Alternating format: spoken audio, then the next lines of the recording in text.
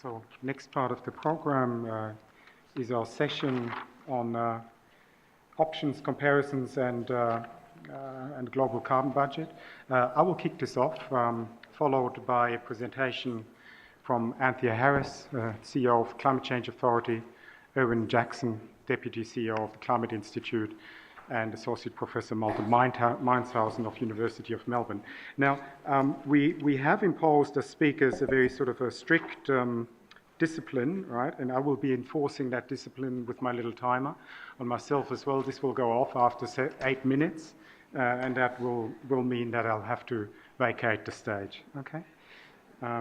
It's going now, okay.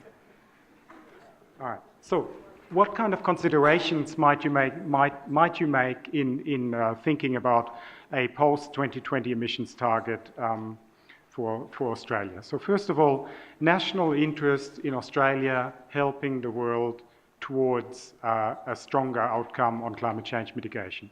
The point that came through quite clearly in this session on Australia's vulnerability to climate change, and the question to what extent Australia can actually help accelerate international effort, or perhaps more importantly, be a brake on international effort if we're seen not to be pulling our weight. I won't say much on this. I think Erwin Jackson will be speaking to this among many other things as well. Second consideration you can take, options for mitigation and costs of emission reductions. Now, we've already heard quite a bit about the presumed costs of mitigation.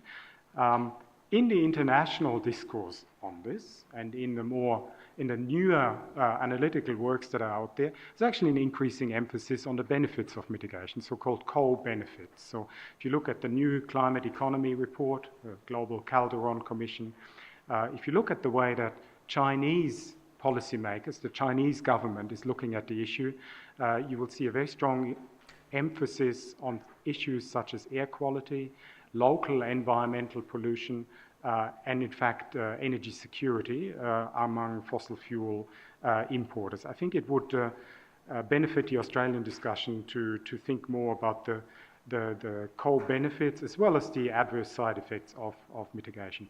International trading of emissions permits. Again, we've already been there in the discussion just before. This has been a crucial aspect of the strategies that previous governments attempted or implemented. Attempted is probably the right term here.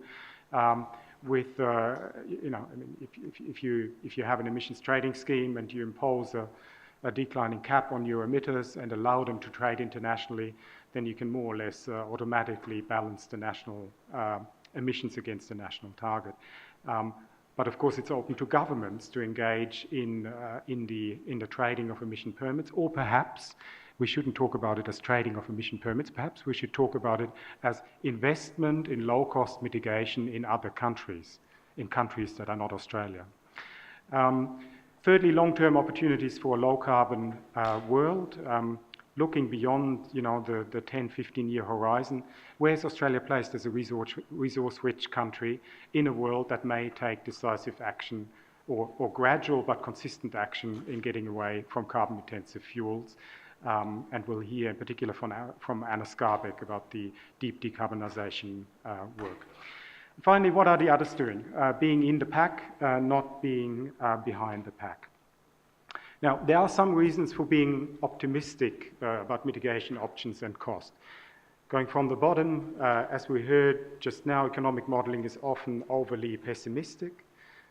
If you do look at the deep decarbonisation report that we released last year together with ClimateWorks together with us, shows you actually tremendous potential on technological side, right? This is actually possible to arrive at a very low carbon trajectory for Australia with the aid of forest sequestration, as the modelling that Steve Hatfield-Dodds led at CSIRO shows very clearly and convincingly. We'll get back to that later this afternoon. Secondly, policy is effective. Electricity demand in Australia keeps falling, defying earlier forecasts. Emissions intensity of the Australian power supply in the national electricity market fell markedly during the period of carbon pricing. Is increasing again with the removal of the carbon pricing mechanism, and that's really quite clear evidence of the effectiveness of the pricing mechanism.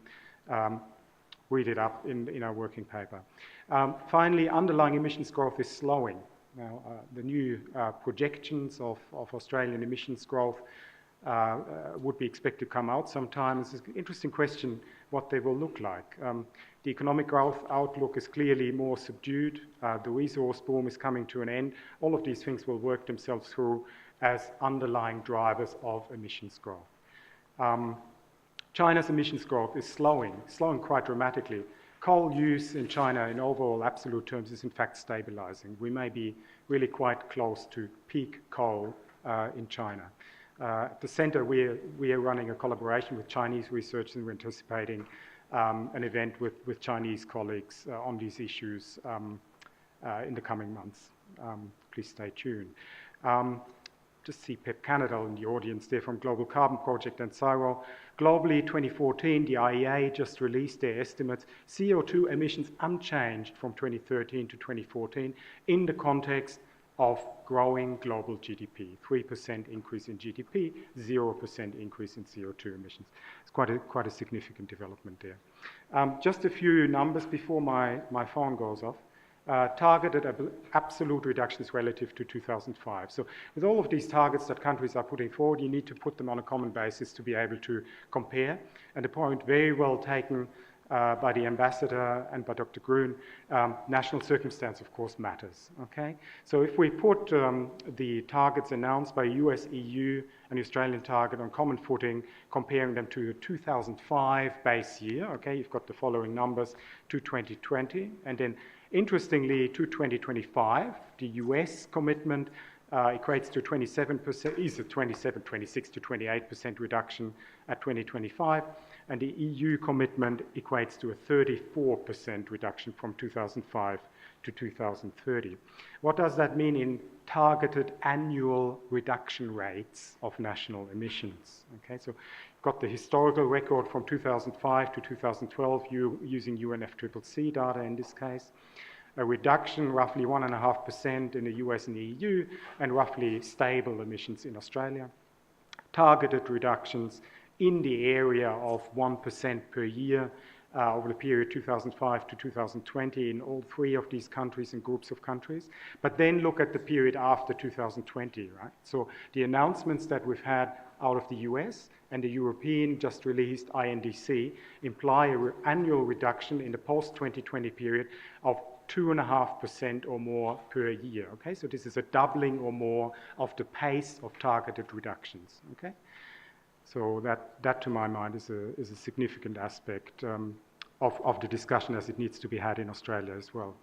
How does this relate to the emissions intensity of the economy? And so this is the ratio of CO2 emissions or total emissions to GDP, and it really is a measure that gets to the heart of the challenge, because no policymaker wants to throttle GDP, obviously.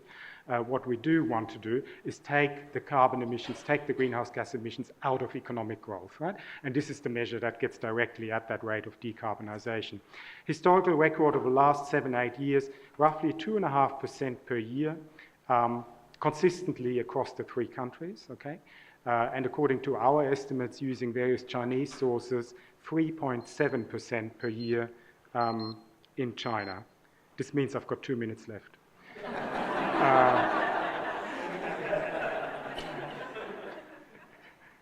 Yes, it wasn't intended. Okay, it wasn't a commitment. Okay, China targets an annual reduction in emissions intensity from 2005 to 2020 of 3.3 to 3.9%. So they're on track, okay, and the annual reduction is faster than the one experienced in Western countries so far. But granted, it's probably easier to achieve these kinds of reductions in a fast-growing economy than in a slow-growing economy. And as Chinese growth slows, right, it's a reasonable argument to make that it's becoming harder for China as well. Finally, iNDC can be more than just an emissions number. This is Article 2 from the Lima Call of Action. Can include mitigation, adaptation, finance, technology development and transfer, and capacity building, transparency of action and support. So what could that mean for an Australian iNDC? Right? would be eminently possible to include in an iNDC, as I understand it anyway, a pledge to support technology development, for example. Right? So, and if you're looking for obvious Australian comparative advantage here, it could be in carbon capture and storage. Okay, it could be in land-based sequestration. This is, among the developed countries, this is obviously, Australia would be in the lead on this. Special types of renewable energy that are with particular potential prevalence in Australia. Synthetic liquid fuels, right, connected to our advantage as an energy superpower in a world that cuts back on carbon. All of these things could be areas where an Australian government makes a commitment to really push technology development, which would ultimately benefit the world, would benefit many nations in the world, but without a quantifiable, predictable effect, right? Could be successful or not. Secondly, adaptation, of course, obvious role there for Australia to support adaptation in vulnerable countries. The ambassador referred to that very clearly. But also research on coastal and agricultural adaptation, world's best practice, supporting that. And if we do it, let's let others know about that. And finally, of course, the very vexed question of international climate change finance. So with that, thanks very much, and I'll hand the...